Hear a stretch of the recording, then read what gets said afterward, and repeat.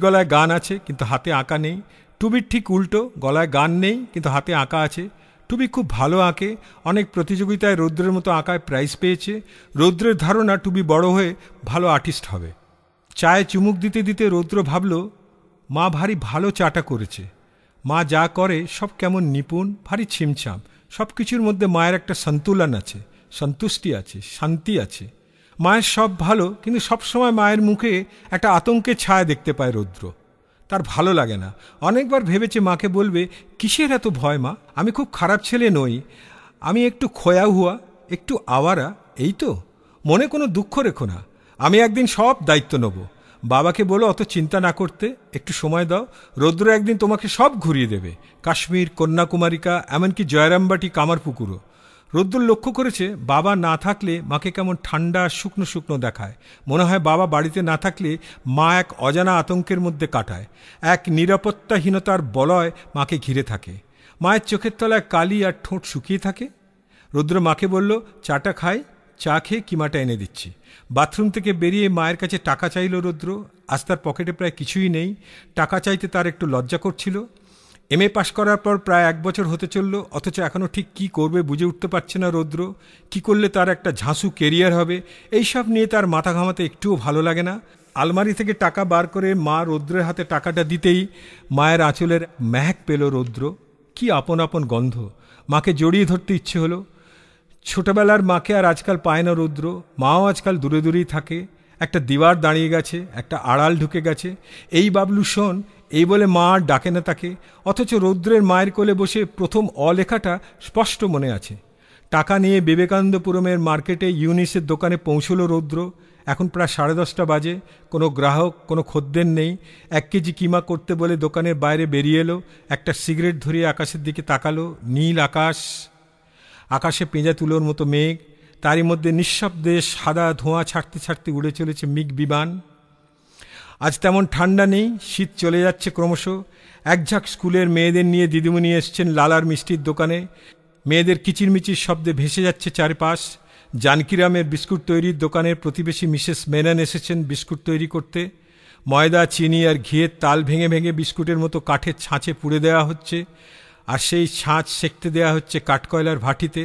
বিস্কুটের গন্ধে ভরে গেছে চারপাশ। এই বিস্কুটের গন্ধ ভারী ভালো লাগে রৌদ্রের।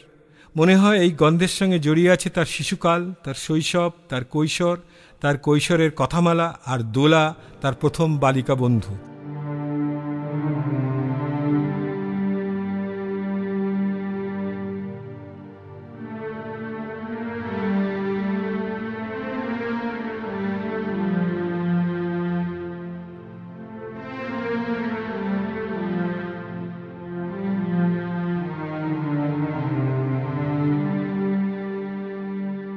সুকল্যাণ। সুকল্যাণকে খুব ছোট থেকে দেখেছে রৌদ্র। প্রায় ক্লাস 1 থেকে দুজনের মধ্যে বন্ধুত্ব। একসঙ্গে ইন্ডিয়ান একাডেমিতে পড়েছে, ক্লাসে বরাবর পাশাপাশি বসেছে, স্কুল পালিয়ে সিনেমা দেখেছে, ধরাও পড়েছে। স্কুলের পিটি স্যার রিগাল সিনেমা থেকে দুজনকে হাতে নাতে ধরে ফেলেছিল একবার। দেবানন্দের মঞ্জিল দেখতে গিয়েছিল রৌদ্র আর সুকল্যাণ। 12টা-3টের শো দেখে হল থেকে বেরোতেই পিটি স্যার ধরে ফেলে। 3 দিনের জন্য স্কুল থেকে রাস্টিকেট হয় দুজনে। অনেক সুখ দুঃখের স্মৃতি আছে দুজনের। সুকল্যাণের স্মার্টনেস বরাবর মুগ্ধ করেছে রৌদ্রকে। রৌদ্রকে বলেছিল প্রধানমন্ত্রী জওহরলাল নেহরুর সঙ্গে সে তার আলাপ করিয়ে দেবে তিনমূর্তির বাড়িতে। ইদানিং সুকল্যাণ চাকরি পাওয়ার পর আর অত ঘন ঘন দেখা সাক্ষাৎ হয় না, কিন্তু জবি হো, সুকু তার ঘনিষ্ঠ বন্ধুদের মধ্যে অন্যতম। অভিন্ন হৃদয়, অভিন্ন বন্ধু। মাঝখানে পাড়ার একটা নাটক করার সময় একটু ঝামেলা হয়েছিল। প্রায় 1 বছর দুজনের মধ্যে কথা ছিল না, কিন্তু এখন সব মিটমাট হয়ে গেছে। দুজনে মিলে কনট প্লেসে ওয়েঙ্গার রেস্টুরেন্টে বিয়ার খেয়ে ওদের রিইউনিয়ন সেলিব্রেট করেছে। বাস থেকে নেমেই রৌদ্র ঠিক করলো শঙ্কর মার্কেটে ফাইনাল রিহার্সাল দেখে সে তাড়াতাড়ি বাড়ি ফিরে যাবে। শঙ্কর মার্কেটে যাওয়ার আগে 1 প্যাকেট সিগারেট কিনতে হবে। প্রকাশ এমনিতে সিগারেট খায় না, কিন্তু রৌদ্রকে দেখলেই সিগারেট চাইবে। তারপর কিছুক্ষণ পরপরই সে সিগারেট চাইবে। রৌদ্রের মনে হয়েছে প্রকাশ আসলে সিগারেট চায় না, চায় উষ্ণতা, উত্তাপ, একটা সমীকরণ। সিগারেট বোধহয় একটা মাধ্যম। সিগারেটের দোকানে দাঁড়াতেই রৌদ্রের মনে হলো কে যেন তাকে ফলো করছে। ঘাড় ঘোরাতেই দেখল সুকল্যাণ, সেও সিগারেট কিনতে এসছে। আজ সুকল্যাণ তার থেকে আলাদা করে সময় চেয়েছিল, যাক ভালোই হয়েছে। বল সুকু, ক্যা চেক করে ইয়ার, কি তোর প্রাইভেট কথা আছে? এত তাড়াহুড়ো করে বলা যাবে না রৌদ্র, অনেক কিছু ঘটে গেছে, তোর হেল্প দরকার, সময় চাই। এক কাজ কর, তুই কনট প্লেসে একটা চক্কর মেরে নে। রিহার্সালের ওখানে এসব কথা বলা যাবে না।